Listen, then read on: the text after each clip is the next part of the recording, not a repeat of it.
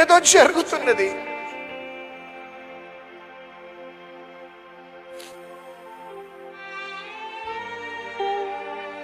నేనెందుకు పనికిరాని వాడను? నేను ఎవ్వరికి ప్రయోజనం లేనివాడు. మా అన్ననేమో ఉన్నత చదువులు చదువుకుంది, మా అక్క ఉన్నత చదువులు చదువుకుంది. I'm a dull student, I'm a failure business man. నేను సేవ చేయలేను. నేను బుద్ధిహీనుడను చదువులు అనుకుంటున్నావా?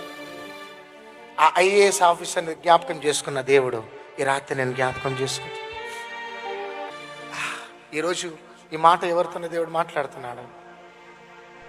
జీవితం అంతా పాడైపోయిందా బిడ్డ? తృణీకరింపబడ్డావా? వెలివేయబడ్డావా? గమ్యం లేదా?